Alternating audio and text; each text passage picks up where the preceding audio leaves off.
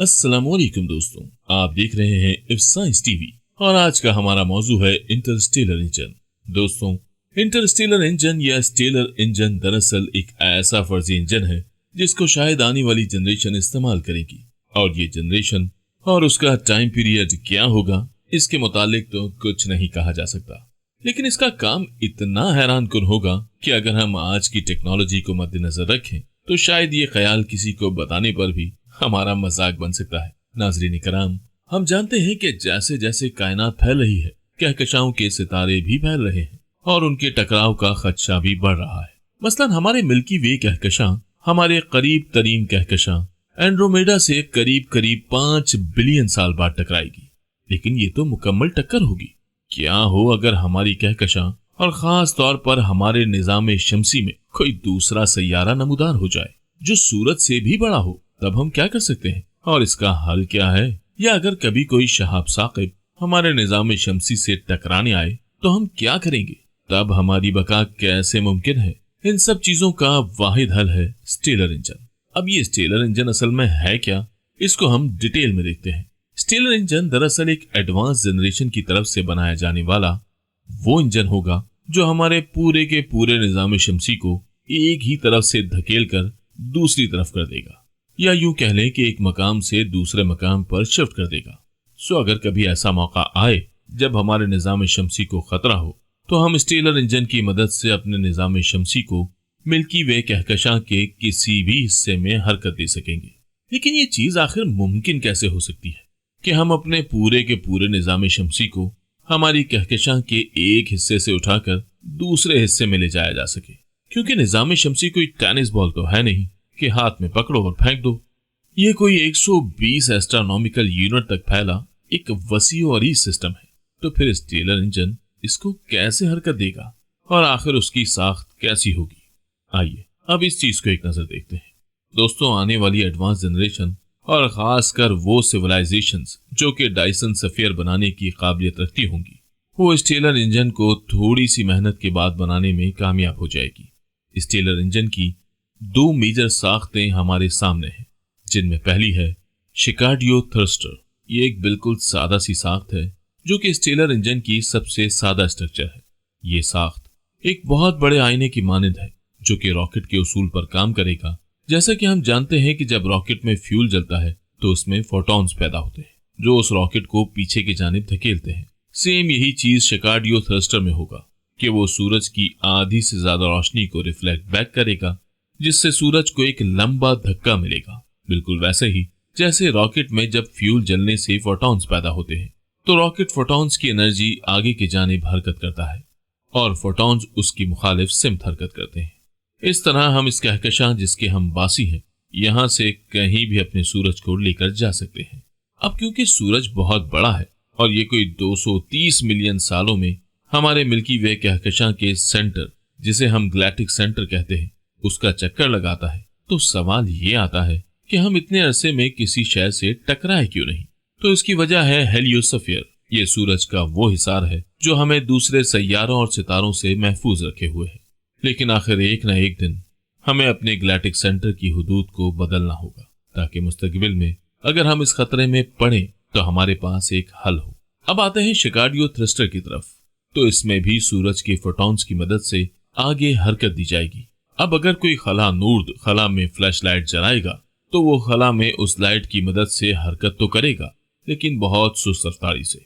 यही कुछ होता है सूरज में जब उसे शिकार्डियो थ्रस्टर की मदद से हरकत देते हैं तो वो बहुत सुस्त रफ्तारी से चलेगा। तो उसकी रफ्तार को बढ़ाने के लिए शिकार्डियो थ्रस्टर की साख्त का बहुत बड़ा किरदार है।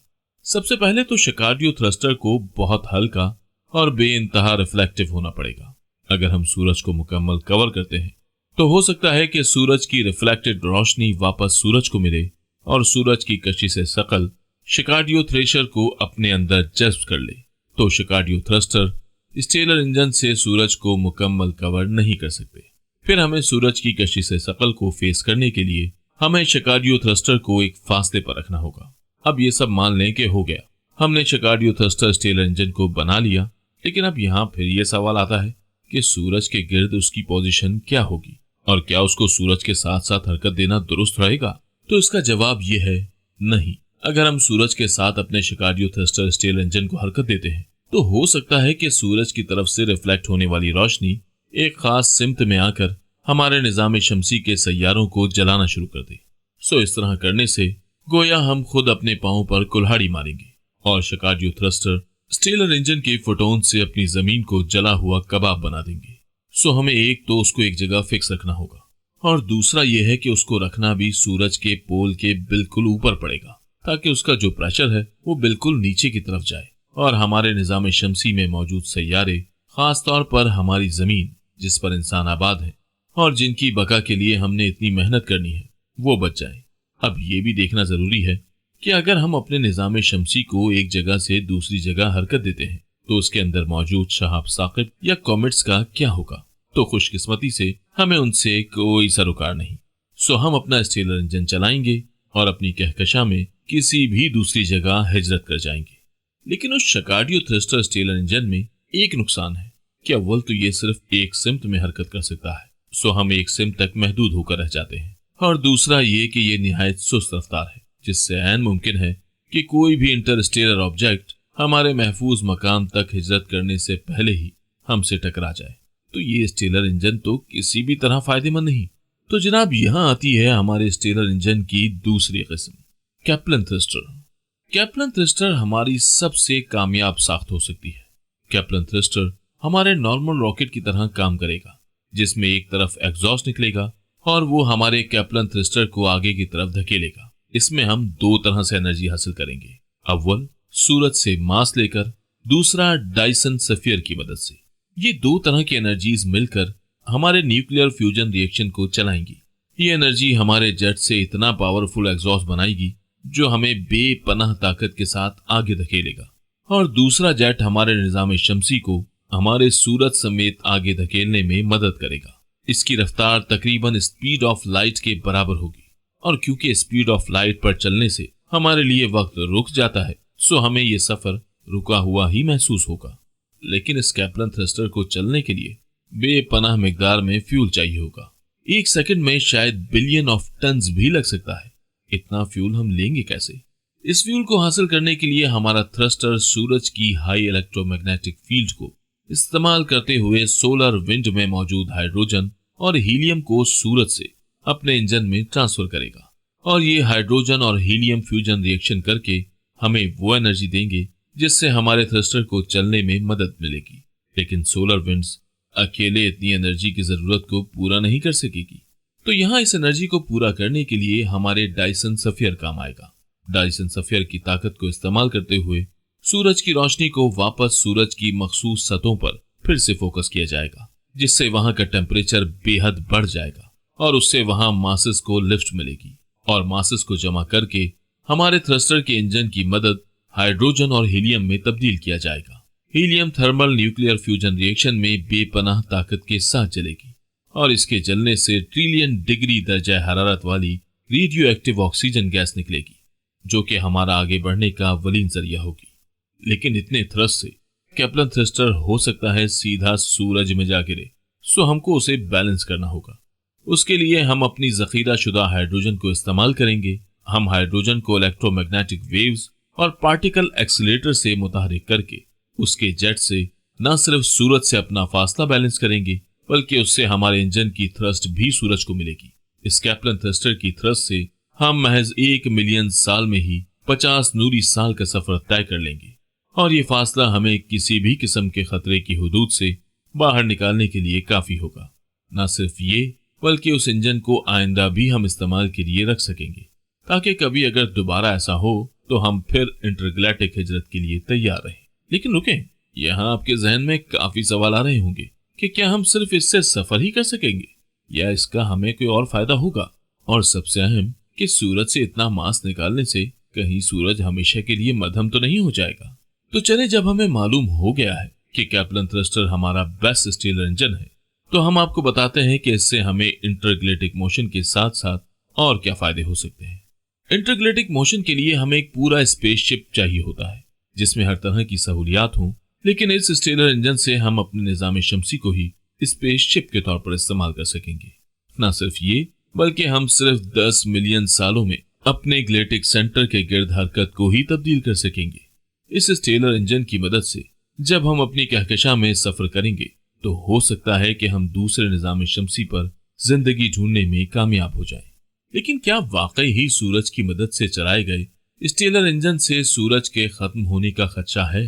तो इसका जवाब है हरगिज नहीं, क्योंकि अगर हम 1 मिलियन साल भी हरकत करते रहें तब भी हम शायद सूरज का महज 1% हिस्सा भी इस्तेमाल नहीं करेंगे। और मजीद ये कि हमारा स्टेलर इंजन हमारी सूरज की जिंदगी को बढ़ाएगा। अब ये कैसे हो सकता है कि एक चीज से हम मांस भी निकाल रहे हैं और वो मुसलसल जल भी रही है, लेकिन वो खत्म भी नहीं हो रही? तो आइए आपको ये दिलचस्प चीज बताते हैं।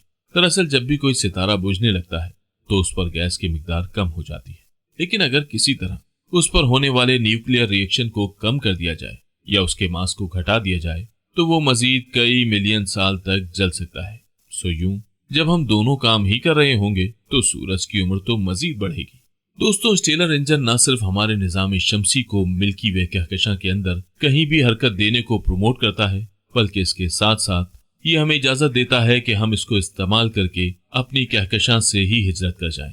आने वाली पीढ़ियां इतनी एडवांस होंगी कि इस तरह की लामहदूद एनर्जी से चलने वाले इंजन बना सकेंगी।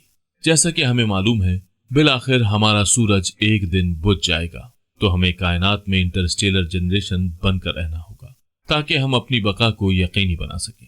इसके लिए हो सकता है कि हमारी आने वाली नस्लें डार्क मीटर या डार्क एनर्जी को इस्तेमाल करके खुद को जिंदा रख सकें। खैर, ये सब सोचकर ऐसा लगता है कि शायद ये सब नामुमकिन है। भला सूरज को कैसे हरकत दी जा सकती है? ऐसा तो हो ही नहीं सकता, लेकिन नहीं, ऐसा मुमकिन है। इस्लाम और कुरान ताअब्दे इंसानियत के लिए रहनुमा है और असूए रसूल सल्लल्लाहु अलैहि वसल्लम हमारा हर कदम पर हमदम है। सो आइए सवाल करते हैं दीन इस्लाम से कि क्या इंसान ऐसा कर सकेंगे? तो इसका जवाब सादा सा है कि ऐसा पहले ही हो चुका है। बशरियत की आला तरीन मकाम पर फाइज हस्ती जिनके लिए इस कायनात को बनाया गया, अर्ज़ो समा के मालिक ने उनकी आमद के वास्ते इस बज़्म कौनैन को सजाया। उनके मौजज़ात में से एक मौजज़ा ये है कि उन्होंने सूरज को वापस पलट कर दिखाया है। अगर आप तारीख़ इस्लाम को गौर से पढ़ें तो आपको इल्म होगा कि एक मरतबा बवक्त असर जब हुजूर अकरम सल्लल्लाहु अलैहि वसल्लम हज़रत अली रज़ियल्लाहु ताला अन्हु की गोद में आराम फरमा रहे थे तो हज़रत अली रज़ियल्लाहु ताला अन्हु की असर की नमाज क़ज़ा हो गई। उस वक्त आप रज़ियल्लाहु ताला अन्हु की आंखों से आंसू जारी हुए, जिनकी वजह से आप सल्लल्लाहु अलैहि वसल्लम नींद से बेदार हो गए थे। वजह गिरिया दरियाफ्त की तो हज़रत अली रज़ियल्लाहु ताला अन्हु फरमाने लगे, या रसूल अल्लाह सल्लल्लाहु अलैहि वसल्लम, मेरी असर की नमाज क़ज़ा हो गई है। इस पर आप सल्लल्लाहु अलैहि वसल्लम ने फरमाया, ऐ अली, असर की नमाज अदा पढ़ोगे या क़ज़ा? आप रज़ियल्लाहु ताला अन्हु ने फरमाया, या रसूल अल्लाह सल्लल्लाहु अलैहि वसल्लम, आज तक अली ने कोई नमाज क़ज़ा नहीं पढ़ी। इस पर हुजूर मुकर्रम शाफ़े उम्म सल्लल्लाहु अलैहि वसल्लम ने सूरज को वापस पलटा दिया। ये मेरे नबी का मौजज़ा है जिसे आज साइंस सिर्फ थ्योरी से समझने की कोशिश कर रही है और न जाने कितने हजारों साल बाद भी ये चीज मुमकिन ना हो। लेकिन ये एक रास्ता है कि बशर अगरचा नबी की बराबरी नहीं कर सकता मगर उसके मौजज़ात को अपने लिए मशीले राह जरूर बना सकता है। हम उम्मीद करते हैं कि आपको हमारी आज की वीडियो पसंद आई होगी। पसंद आए तो वीडियो को लाइक कीजिए, शेयर कीजिए और कमेंट बॉक्स में हमें सपोर्ट करें।